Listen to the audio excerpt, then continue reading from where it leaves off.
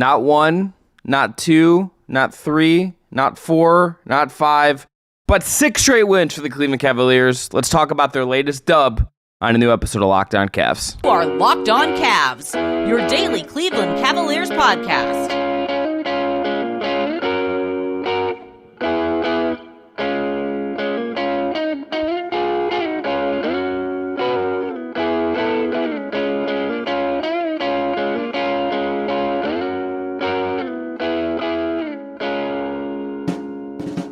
Today's episode is brought to you by FanDuel. Make every moment more. Right now, new customers get $200 in bonus bets if your best bet of $5 or more wins. You just visit FanDuel.com/lockedon to get started. I am Chris Manning. That is Evan Dammarell. Cavs beat the Kings. Absolutely put it on Sacramento in a lot of different ways in this one. A 136-110 Cleveland win. Evan, your big takeaway from Cavs Kings is what? The Cavs came out locked and loaded and ready to go in this one. And I think for me, Evan Mobley was super aggressive. And I think Max Strus, I asked him about this post game because during shoot around, Strus noticed like when Mobley flaring out to the perimeter so much, going 3-3 against San Antonio, he noticed like a different switch flipping for Mobley. And I asked him again, like, even though it wasn't the most efficient nights shooting wise for Mobley, like flirted with the triple-double in limited minutes. And I said, do you notice a different switch? He said, yeah, like you can tell like he's healthy, he's feeling himself again. And it's going to be exciting to see where this team goes. And I know JB Bickerstaff said blanket answer, like they want all their guys to be aggressive. But I think for me, in my eyes, if the Cavs get this level of production from Evan Mobley most nights where he's just so locked in and engaged and he is the second or third most shots taken from the floor, like I think that is a recipe and formula for success that could really take the Cavs places, just because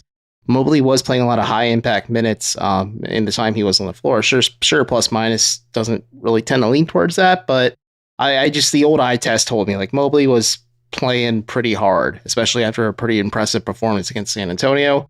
A lot of good momentum in his corner. Mobley, in a lot of ways, to me, and exemplifies what this game was for Cleveland offensively. To me, the most fun play of the night offensively was Evan Mobley in the second half getting a rebound. He immediately goes hard up the floor, creates an alley-oop to Donovan Mitchell. You could argue the Mitchell self-alley-oop was better. I wouldn't totally disagree with that. But Mobley just being aggressive, looking for shots, all of this adds up. And then the team as a whole, you get Donovan Mitchell in double figures, you get Mobley in double figures, you get Strus in double figures, you get Allen in double figures, Garland, Okoro, LeVert, all in double figures. You score you shoot nearly 60% from the field as a team, 56% from three. You tie a season high in three-pointers made. You had an offensive rating above 140 in this game. Absolutely just an offensive showcase for Cleveland. I mean, Evan, I think that we had some questions about what this team was going to be once they got their offensive guys back, once they got Mobley and Garland back. We didn't know exactly what these guys were going to be, what it was going to look like. There's still stuff to figure out. Garland isn't at his best yet. Mobley, was really aggressive, but was just 5 of 12 in this game.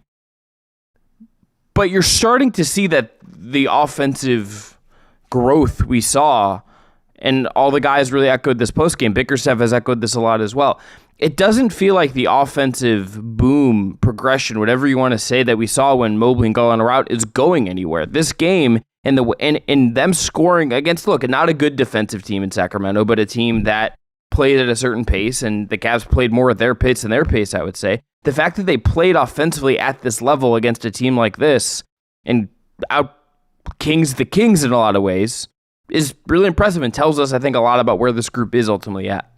Yeah, I haven't seen a Cavalier force overthrow a King like this since maybe the, historical context of French Revolution. Jokes are jokes, but either way, this was, like you said, the Cavs have been firing on all cylinders, and friend of the program, Jordan Christmas, it's been sticking with me for a bit, at least noted that in terms of trade deadline acquisitions, he's viewing the Cavs getting Mobley and Garland back healthy and upright as an acquisition for the Cavs. And I think that is starting to make a bit more sense for me the more that I watch this team play, and maybe Jordan is just more cerebral at this than I am, but you can tell that the Cavs are firing on all cylinders. Like, they don't miss a beat without Garland and Mobley on the floor, but they sure do look a lot more formidable and terrifying when they are on the floor. And there's that 27-minute limit, 27-minute restriction that JB Bickerstaff has them on currently. It'll progressively become more and more as they get more reps and wind under their belt just on the floor.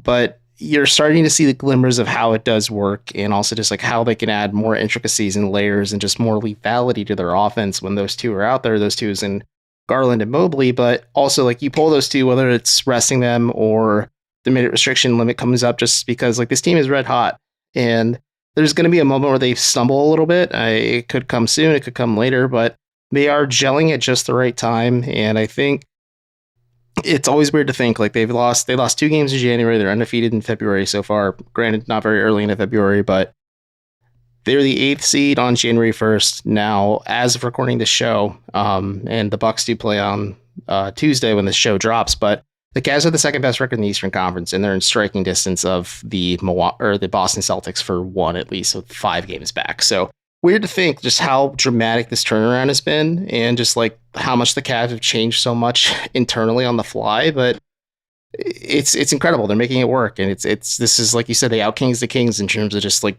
absolutely blowing the bricks off somebody with speed, pace, and shooting and scoring.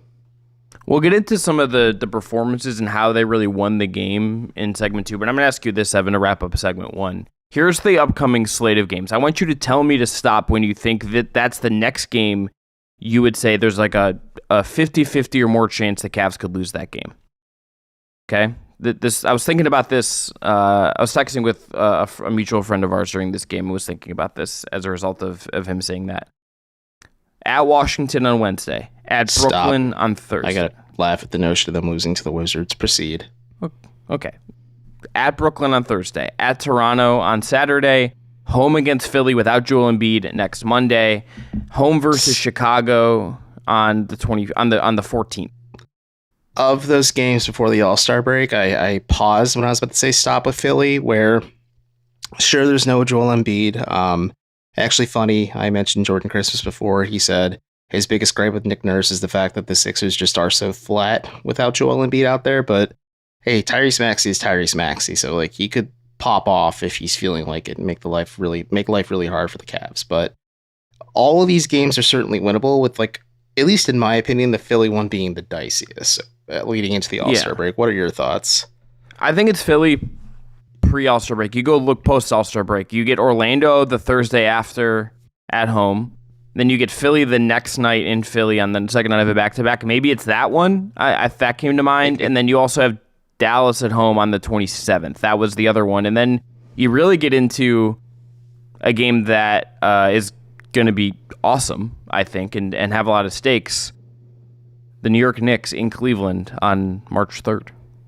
Bing bong. But yeah, if it's not the Knicks game, I could see it being Orlando as well, just because sure, Sam Merrill had a career-defining night against the Magic last time these two teams played, but Orlando is just such a fascinating team for me because they seem to have the weapons to befuddle most teams with their defensive prowess, but they're so young and inexperienced. But we'll see. It could be that Philly game as well on the second game of a back-to-back. Like, that could be a tough 2-gamer just there. And then if they go through February undefeated and their next game is the Knicks in March at home, like, whew, those two teams are going to be on a collision course or something, because check out Locked On Knicks, but New York's record after getting OG Anunoby and the way they've been playing has been stunning, to say the least. Gotta tell you, 2 games I can't wait for. Knicks on the 3rd, Celtics on the 5th next month. That is a 2-game stretch that is like, we're actually getting the Cavs against some really good basketball teams. That's like looking very far ahead, and we got to go to break, but that to me is like, you have a lot of easier games between now and then. You might lose a couple here and there, but the way they're playing, that's like almost like, okay, where do we really stand? Like, you're going to get, it feels right now that amid all this, you have gotten to this 2 seed. You're probably going to hold very close to that over the next month.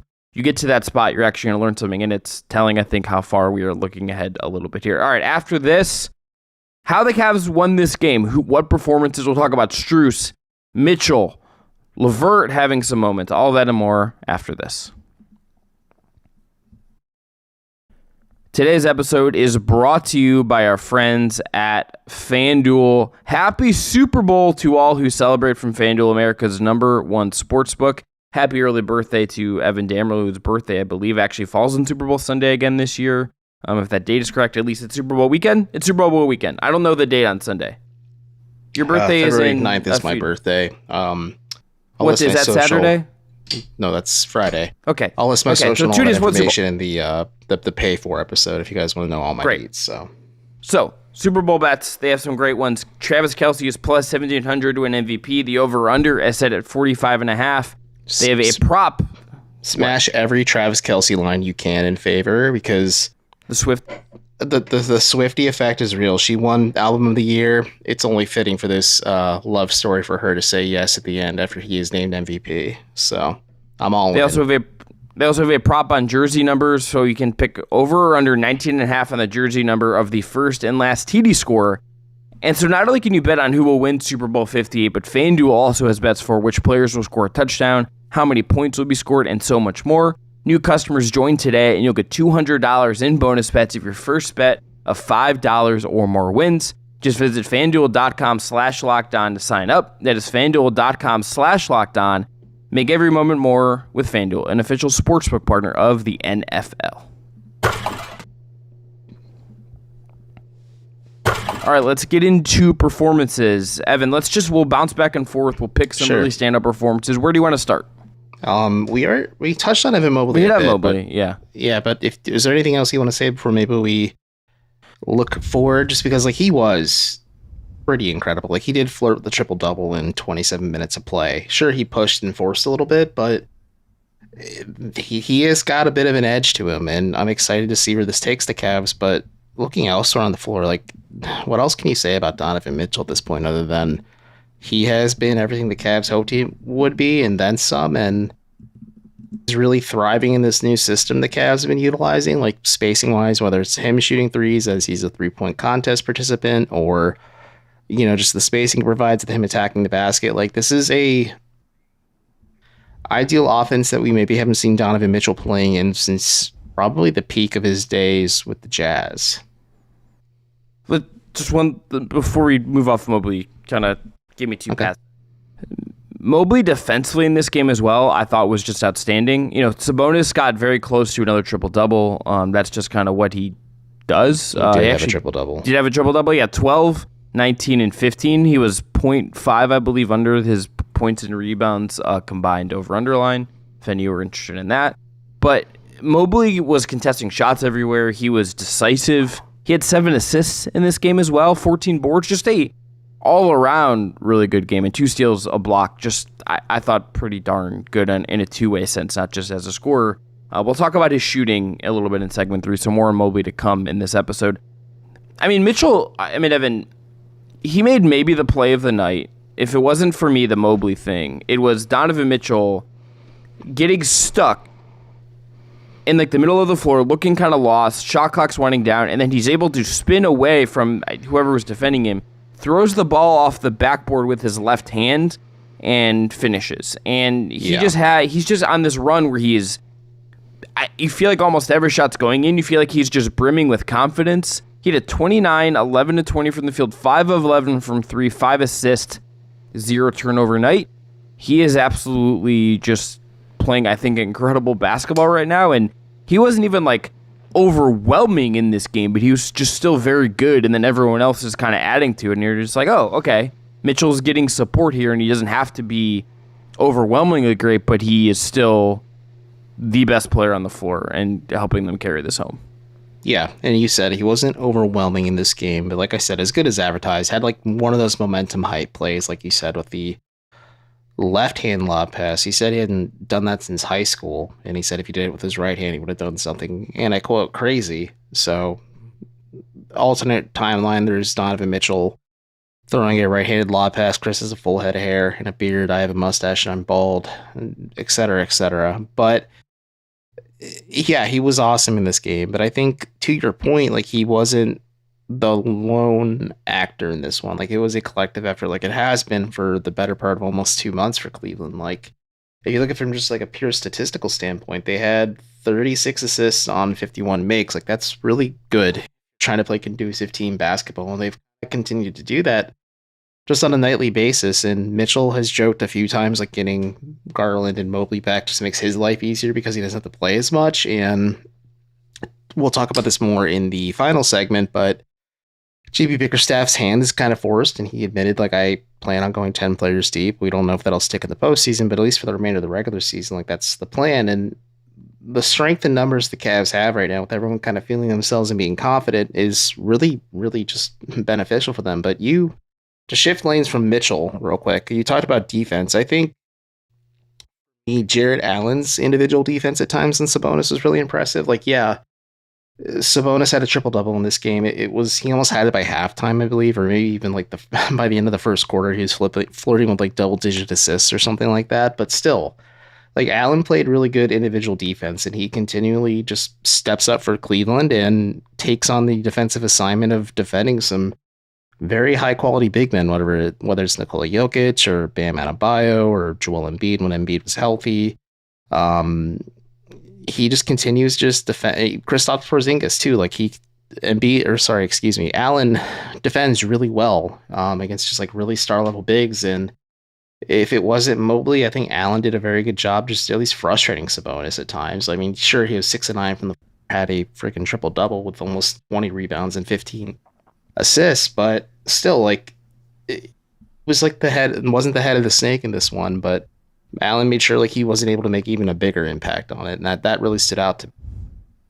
Yeah, Allen continues just to play at an insanely high level for the most part, and just a very balanced game from him here. 19 points. He has 7 boards because Mobley kind of handled some of the rebounding responsibility in this game, but a really efficient Jared Allen that got to the line 4 times as well, and looks just continually more comfortable when he gets the ball in the middle of the floor. The 2 other guys I think we should hit on quickly. Max Strus, I think just a really great all-around game for him. 22 points, 5 boards, 2 assists, had 2 steals as well. 6 of 10 from 3. Had one of the other plays of the night when he picked Domantas Sabonis' pocket in the backcourt, got a corner 3 out of it. And he is such a floor raiser for this team when he just does everything competently. And when he has one of his good shooting nights, it raises the ceiling on this offense in such a real way. And then you have Karis LeVert, who had a little run, and he was a 17-7 game for him, just the 1 turnover. But was really key, I thought, when the Kings made their one kind of final push when it got to around 10 points. It wasn't Mitchell who put his foot down. It wasn't Garland. It wasn't Allen. It wasn't anybody else. It was Karis LeVert, who was the team's leading scorer in the fourth quarter with 9 points. It just was really the shot maker, the shot taker in that spot. They went 3 guards. Mitchell, Garland, LeVert, and LeVert was the one who ultimately was making the big shots to really quell any hopes of a Kings rebellion. Yeah, Strus and LeVert were awesome in this one, and I think LeVert being fully entrenched as Cleveland's 6th man, like, he is really comfortable in this role. I think JB empowering him at times to be the primary ball handler and playmaker has paid off pretty well for the Cavs lately. Like you had mentioned, the 7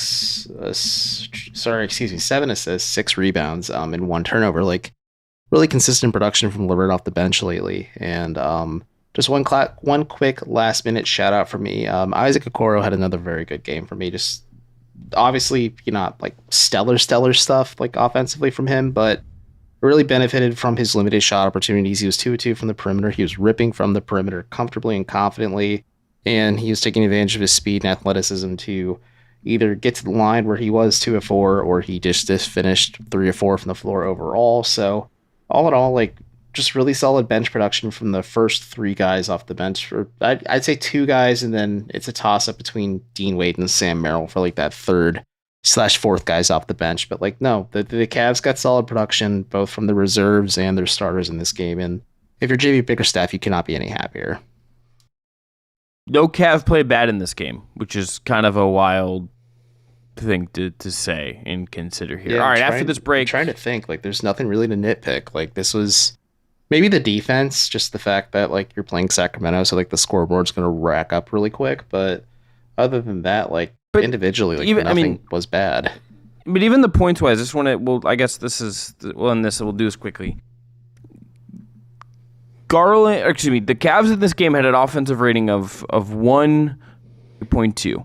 Yes, the Kings scored 109 points, which seems like a lot, but in terms of efficiency, they were 112.4. That's below league average. That is not anything particularly potent. Yes, the Cavs, it felt like something of a shootout. It felt like a game where the Kings' pace. But Sacramento's offense, up to their standard, up to what they're capable of, was not really at that upper echelon for whatever that is worth. And as that speaks to the Cavs' performance on the year, Sacramento has an offense that is pretty darn good. It's 14th in the league. This was a little bit below what they normally are in the year. So good on Cleveland in that sense. All right, one more break, come back. Evan Mobley, floor spacer? I choked on my own spit thinking about if that's actually true. We'll talk about that after this. Today's episode is sponsored by BetterHelp. Around New Year's, we get obsessed with how to change ourselves instead of just expanding on what we're already doing right. Maybe you finally organize one part of your space and want to tackle another. That's me right now. Maybe you're taking your supplements every morning and now you want to actually eat breakfast too. Therapy helps you find your strengths so you can ditch the extreme resolutions and make changes that really stick. If you're thinking of starting therapy, give BetterHelp a try. It is entirely online, designed to be convenient, flexible, and suited to your schedule. Fill out a brief questionnaire to get matched with a licensed therapist and switch therapists at any time for no additional charge. Celebrate the progress you've already made. Visit BetterHelp.com /lockedon today to get 10% off your first month. That's BetterHelp.com /lockedonnba. All right, so JB Bickerstaff had some quotes pregame about Evan Mobley and his three-point shooting. We didn't talk about this game. It was a pretty standard Cavs win in a lot of ways, but Mobley hit 3 threes, a career high, against the Spurs over the weekend. He was the best player on the floor in that game. Mobley did not hit a three in this game.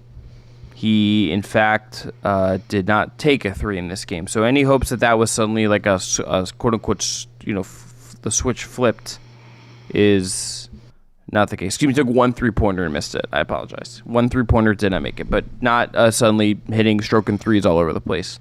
Here's what Bickerstaff said, quote, "We were a top 10 offense last year. We played in small spaces because our guys are talented, our bigs can share the ball, and we know how to play big to big. I think there's times where we can take advantage of both, including," this is referencing their size and Mobley shooting. "If teams decide they want to put 2 bigger guys out there, then we can space the. If teams decide they want to put a small on one of our bigs, now we can just play in the paint, play big to big, and see if we can take advantage of that because we'll take layups and dunks also." Evan, what do you make of Mobley having that 3-point night against the Spurs, and what do you make of him potentially being something of a spacer as the Cavs continue to evolve with him back? So I'll answer the last question first. It certainly answers at least the fit between Mobley and Allen for the remainder of Allen's contract and possibly an extension, and then just the partnership for the foreseeable future. Just because, traditionally speaking, like Jared Allen joked post-game that along with Donovan Mitchell and Darius Garland razzing him quite a bit about taking 3-pointers, you can just tell, like, at least on paper, before Mobley had this 3 of 3 night, Evan Mobley's not a 3-point shooting big. He was like, oh my gosh, 13.2% on like 1.2%, 1.2 attempts per game for his career, whereas Jared Allen is just not at this point. And if Allen adds this to his repertoire, I'd be stunned at this point. But just focusing on the Mobley lens of this, it certainly makes the partnership a lot easier. I think it gives the Cavs a lot more lethality and versatility, and they can play 5-out lineups. They could play non-shooting players like Isaac Okoro, who I mentioned last segment, went 2 of 2, but like isn't like the most accurate 3-point shooting marksman out there. And in this game against Sacramento, he as in Mobley attempted 1 3-pointer, and it felt like it was fluid within the offense. He felt like it was something that was kind of conducive to what the Cavs are trying to do. And to be frank, like, this is something the Cavs have been working on with Mobley since they drafted him. Like, once they got him in-house, especially once they brought Luke Walton to the fold, like, Walton works pretty exclusively with Mobley in terms of just adding shooting to his game and working on his handle, tightening that up a little bit too. Just kind of like doing those things that Luke Walton did during his peak at the Lakers, but obviously on a much more exaggerated level, of course. But I think if he adds this to his repertoire and adds it to just like something that is consistently part of his offense, especially if he's getting those looks out there, like it's just going to take the Cavs to a completely different level. And it at least lets you continue to live by the stance that the Cavs only go as far as Evan Mobley can kind of hit ceiling wise. And I don't know what his ceiling is. I don't think anyone does, but this is the next phase in his offensive game for me. Is like we talked about team shot, team handle heading into the season. We're still seeing a little bit of column A, column B for both, but we're starting to see a manifestation of those two columns, like maybe hitting their next peg as they work their way up to continue growing.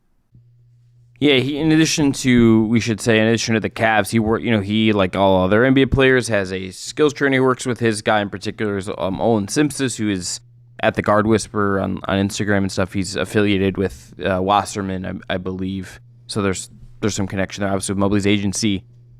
Mobley, if Mobley is going to shoot and even just take them, it's a massive, massive deal. I mean, the way he took the threes against the Spurs to me was the most important part. Yes, he made them, but the way he took them wasn't just late in the shot clock, had to get a shot off, panicking. It was in rhythm. It was purposeful. It was to the point. And that is, to me, very telling.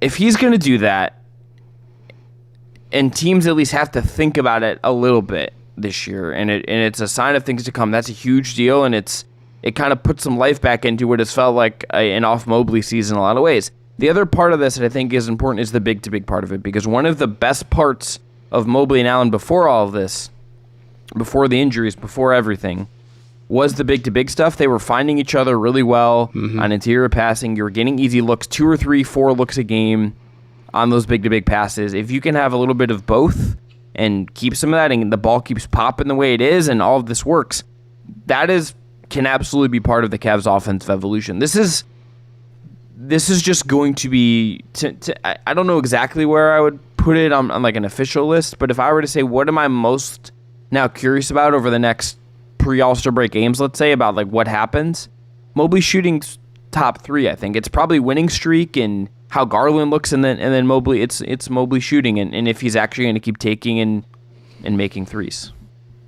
For me, yeah, like that 3-game lens, that's the right ranking order. Like that's how I'd have it in my mind too. But long term as well, it does answer some of the questions that have popped up, especially in the wake of the injury. Maybe just like how up and down the Cavs were to start the season, about where Mobley was at development wise. Is he going to take that quote unquote proverbial year 3 leap that a lot of us, myself included, were expecting, or was he kind of stalling out? But I'm not expecting him to become like a 3 of 3 shooter, or a guy who just like becomes reliant on his 3-point shot for his offensive game. Like in this game against the Kings, you saw a lot of looks on the interior that he was getting. I think more than anything for me, you just want Evan Mobley to be more aggressive on offense. Like that's ideally what you want from him if you're the Cavs, because he has the makings of your franchise's best player. I'm sure Donovan Mitchell and Darius Garland and others are more than happy to help carry the mantle, but I feel like that's just kind of always been the expectation with Evan Mobley, after we especially got a feel from him during his rookie season of like,